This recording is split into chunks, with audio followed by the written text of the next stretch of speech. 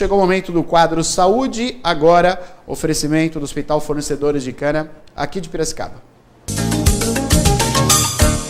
Estamos aqui com o urologista, doutor Rogério. Muito boa noite, Rogério. Boa Tudo noite, bem? Boa noite. É sempre um prazer estar aqui no programa de vocês. A Sempre uma gente honra. que agradece aqui a sua participação, sempre é muito importante, o público participa conosco aqui, é muito informação aí, uma boa informação para o nosso público, viu, Rogério? É muito importante mesmo para a população trazer novas informações, trazer novas dicas, né? E nós estamos sempre às ordens aí para tentar sanar as dúvidas aí. É sempre um prazer estar aqui com você.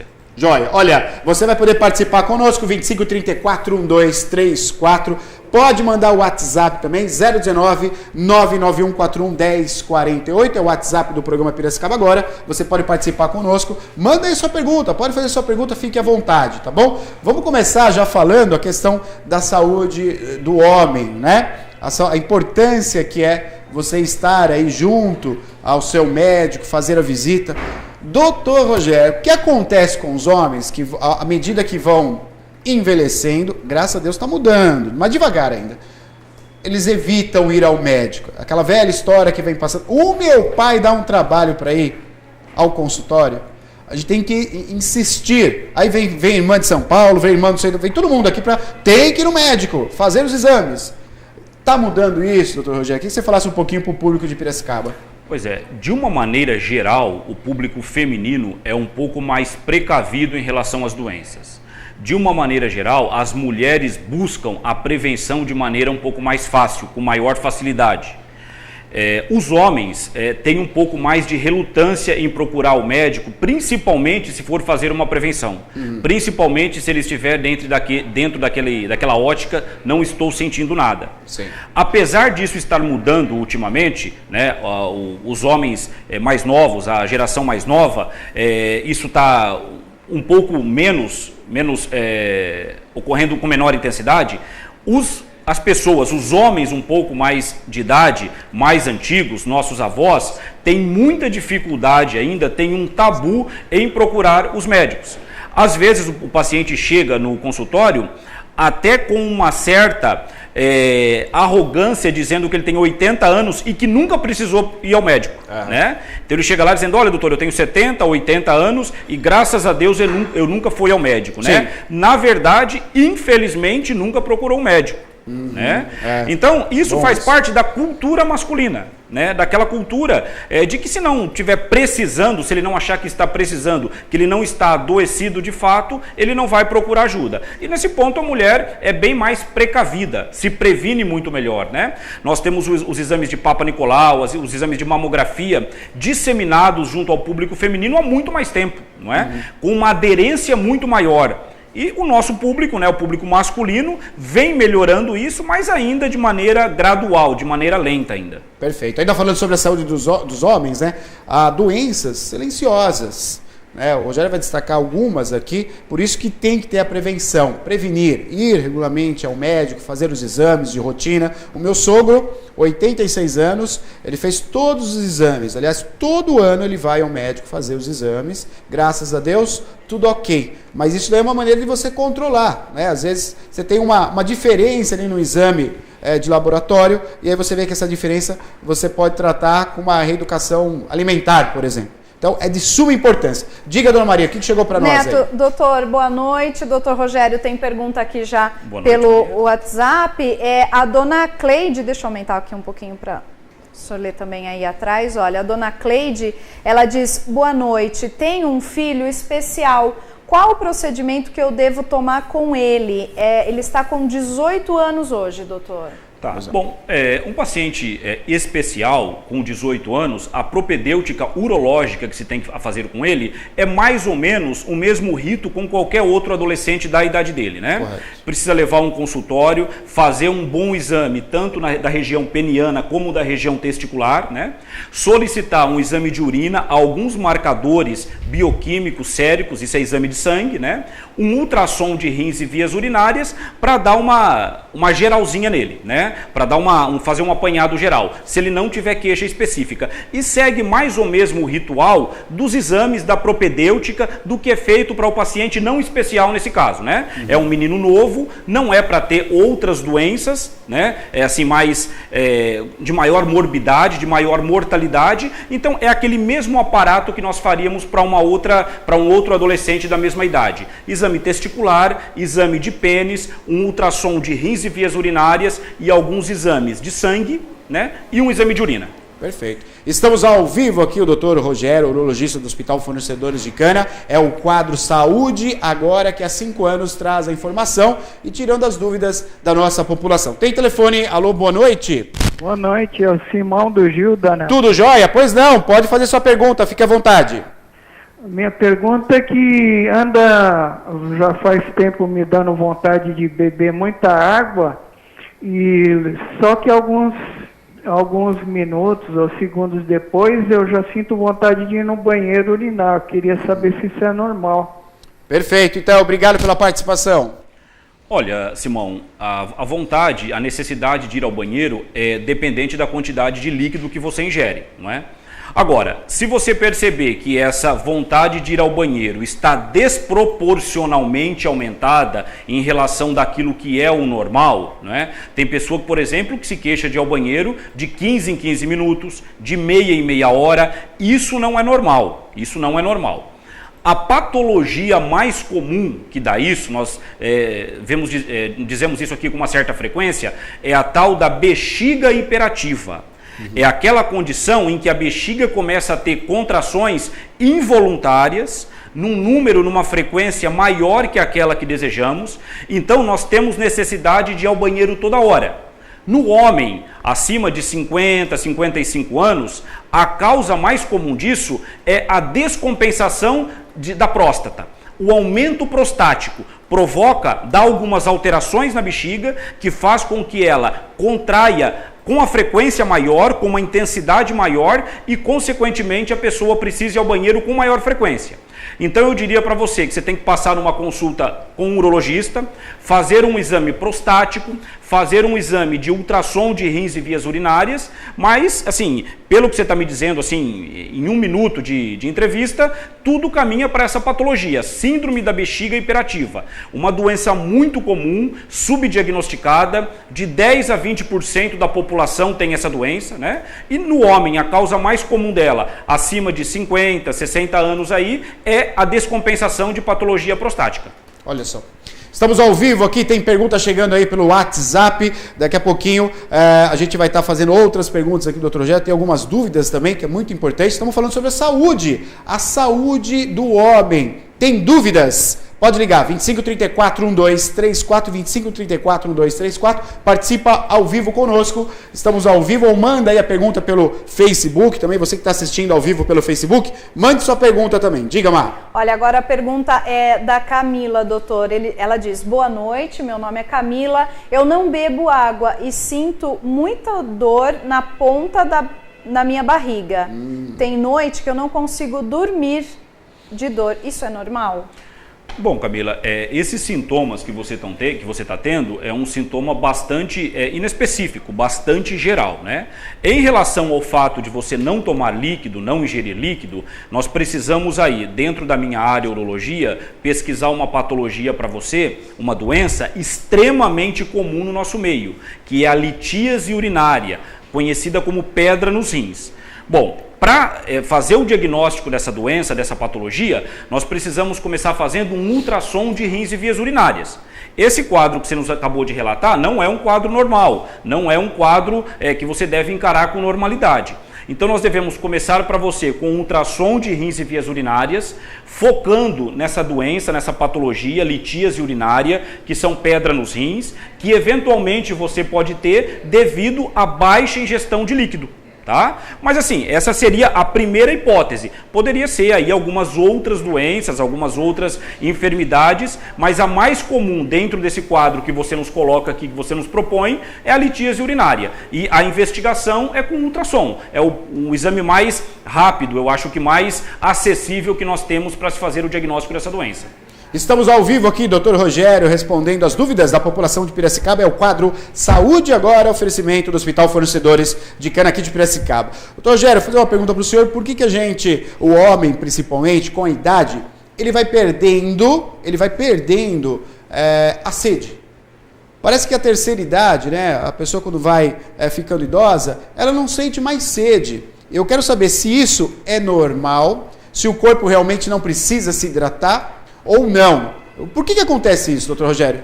Olha, Neto, é de fundamental importância a hidratação para todas as faixas etárias, não é? Em três públicos especialmente, isso é mais importante ainda. Crianças, grávidas e pessoas mais de idade.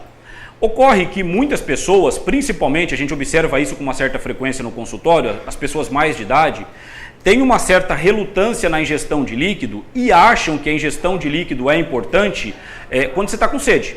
Na verdade, quando você está com sede, é o último mecanismo que o organismo nosso lança para a falta de líquido. O primeiro é a queda, é a diminuição do débito urinário. Você urina menos, o xixi vem em menor quantidade. Então, quando você vai tomar líquido, ingerir líquido, tomar água, porque você está com sede, na verdade, você está num grau alto de desidratação. É tão alto que a manifestação dessa hidratação vem por conta da sede. Então, a verdade é que você tem que ingerir, ao menos, se não tiver outras restrições, problemas cardíacos, por exemplo, né? Ao menos 2 litros, 2 líquidos e meios, 3 litros de líquido ao dia, não é? E, claro, isso independente da sede. Se você esperar ficar com sede, é porque você já desidratou muito e o organismo está reclamando a ingestão de líquido. Tá? E há realmente, você está correto, uma certa relutância das pessoas em não ingerir líquido, a menos que estejam com sede, né? Mas a sede é o último recurso que o organismo nos reclama para que nós ingeramos leite. Seria um alerta vermelho dizendo, olha, já está em estado de emergência. Perfeitamente. A sede, seria isso? É isso mesmo, né? É isso mesmo. Então, a pessoa precisa aprender a administrar a ingestão de 2 litros e meio, 3 litros ao longo do dia. Rogério, então o correto é você não sentir sede. O correto é não sentir sede. É não sentir sede. Quando você sente sede, é porque o organismo está lançando mão de um mecanismo extremo agonizando para você ingerir líquido, né? Olha só. A primeira medida que o organismo toma quando você está desidratado é diminuir o xixi. Então você diminui o débito urinário com isso. O primeiro mecanismo, né? Aí tem alguns outros mecanismos e o último é a sede. Quando você está com sede, é porque você já passou por todas as outras etapas. Tá? Então, é de suma importância a hidratação, né? É de suma importância. Diria que é a ingestão principal que nós temos, contando-se alimento ou outra coisa qualquer. A água é a principal substância que nós podemos ingerir. Estamos ao vivo aqui, doutor Rogério, respondendo as dúvidas. Tem o WhatsApp chegando, só que primeiro o telefone. Alô, boa noite. Boa noite. Boa noite, quem está falando? É a dona Mercedes. Dona Mercedes? E do Marcelo. Desculpa. Mãe do Marcelo, tudo bom, dona Mercedes? Tudo, então tá bom. Pois não, pode fazer a pergunta. Quero falar sobre o Marcelo. Isso, pois não, pode. O Marcelo que é especial, você conhece, né? Sim. Então, eu faço exame de xixi, exame da urina, ele queixa dessa dor, só vive doendo. E ele sente dor na região da bexiga, é isso, dona Mercedes? Diz ele que é dor para fazer xixi. Quando ele vai fazer xixi, ele sente dor. É um filho especial que ela tem também, o Marcelo. Ele tem 38 anos. Quantos anos? 38. 31.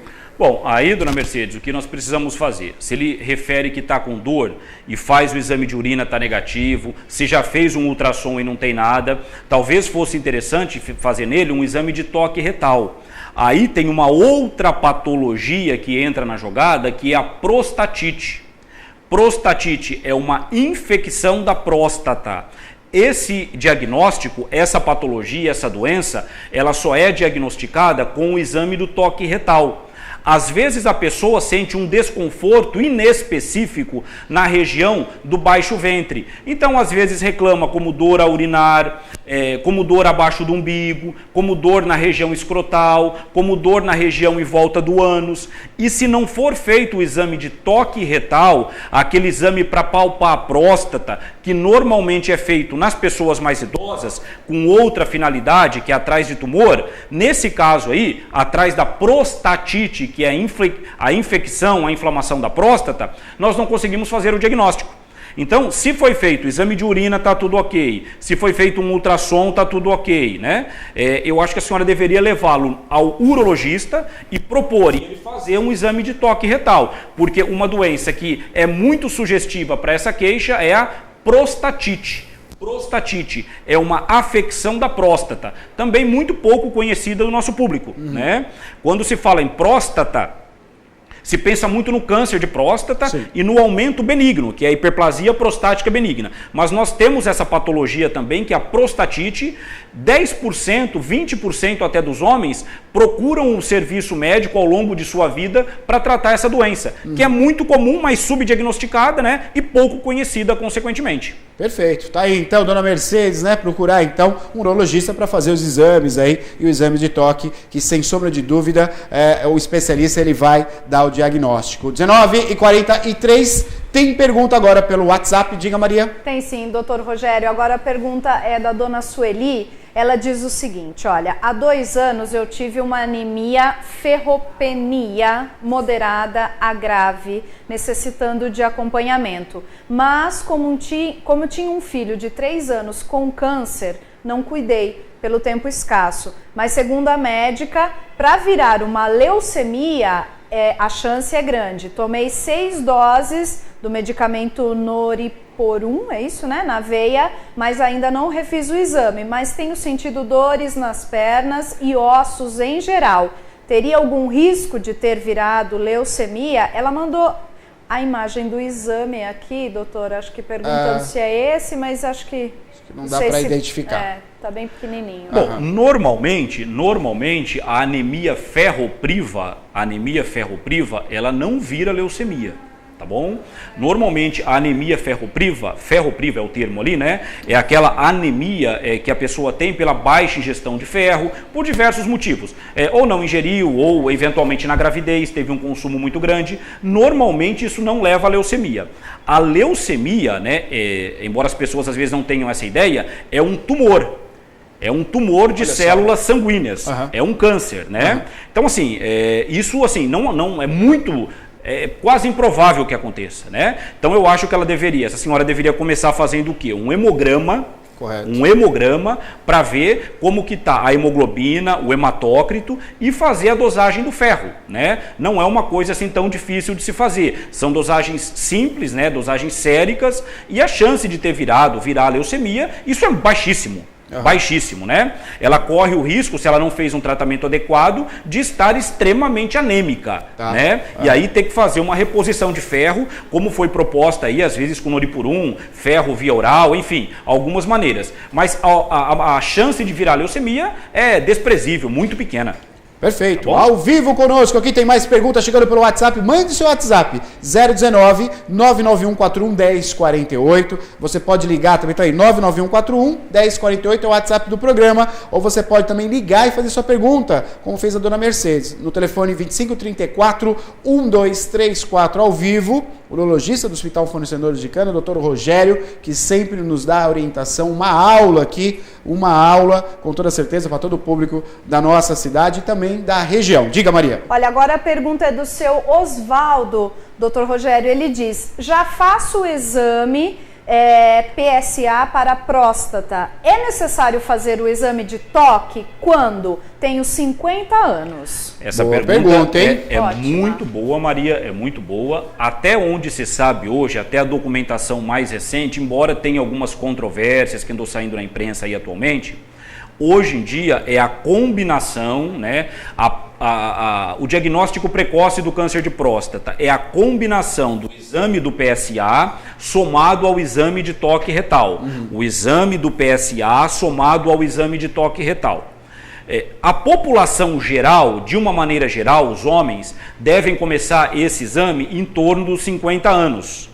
2 públicos específicos nós orientamos que comece mais cedo: os negros e pessoas que tiveram história familiar dessa doença. Por que os negros e pessoas que tiveram história familiar dessa doença?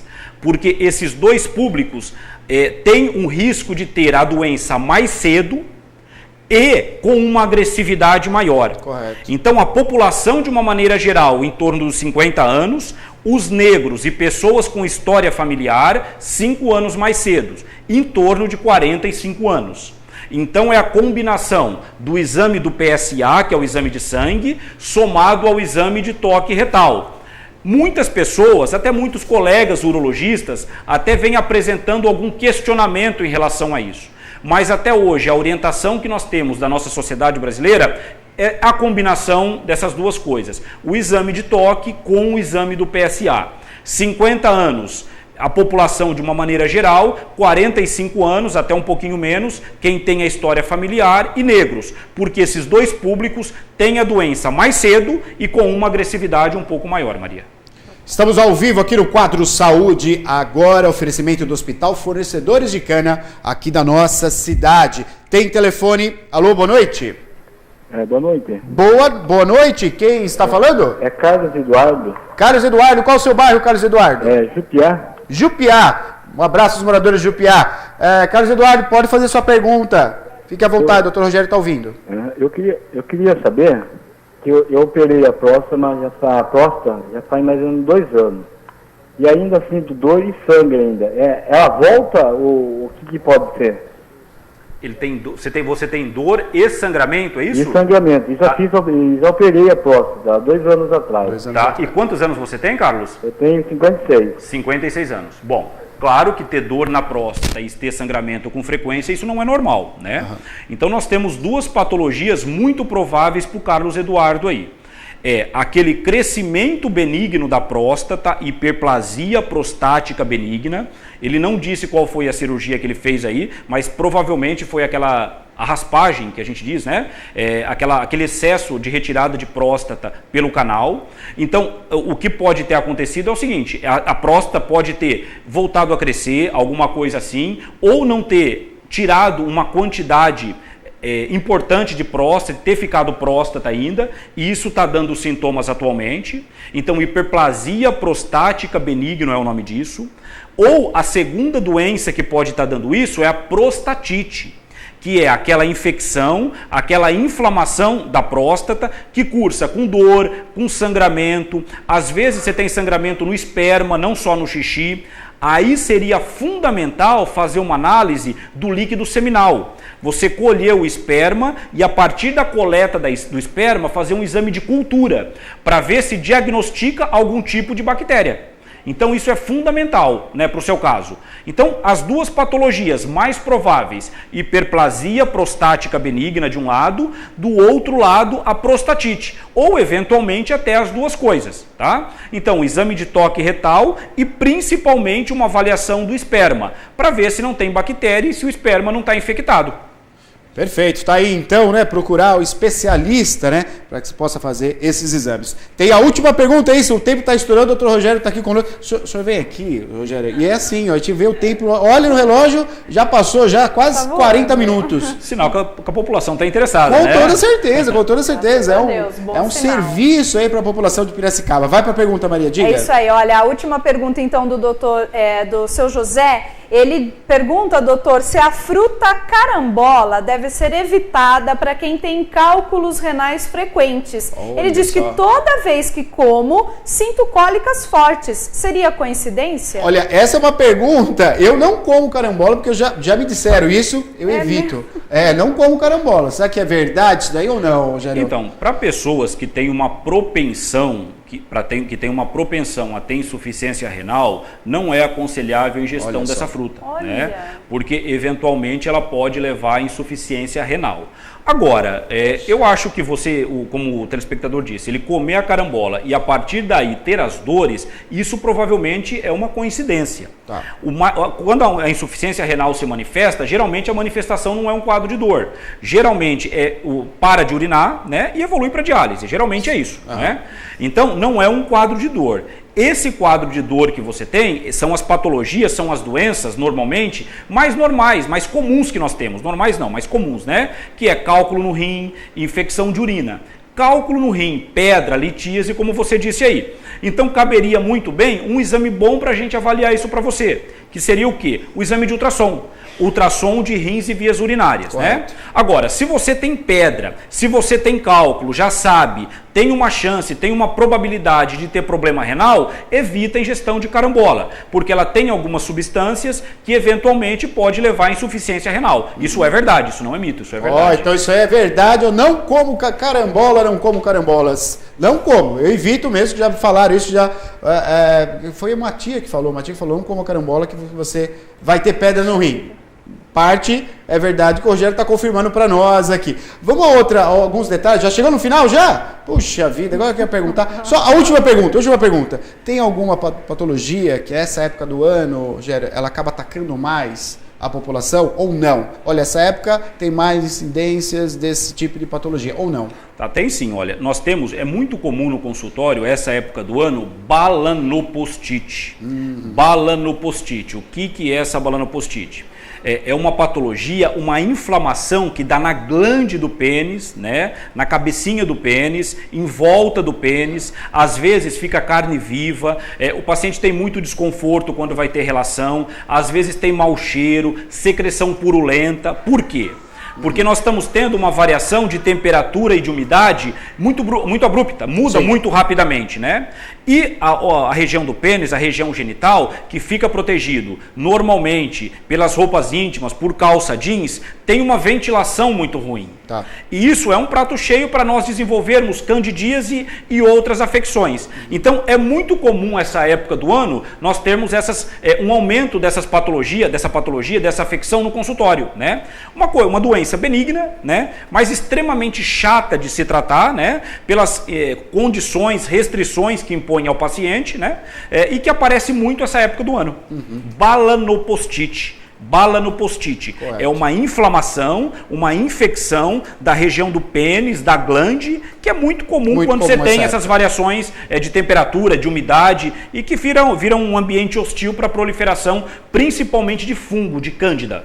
Perfeito. Então, Rogério, mais uma vez, muito obrigado pela participação, viu? É um prazer enorme estar aqui sempre, poder esclarecer, poder tirar as dúvidas dos seus telespectadores e parabéns pelo programa, né? Isso que vocês prestam à população é um bom serviço, né? É um serviço de qualidade, né? Que serve para a orientação da população de uma maneira geral. Tá de parabéns o programa. A gente que agradece a presença, agradece ao Hospital Fornecedores de Cana também, que proporciona, né, um quadro como esse, que há 5 anos veio aí sanando as dúvidas da população. Muito obrigado. Estou sempre à disposição sua. Muito obrigado. Você acompanhou então o quadro Saúde Agora, oferecimento do Hospital Fornecedores de Cana aqui de Piracicaba.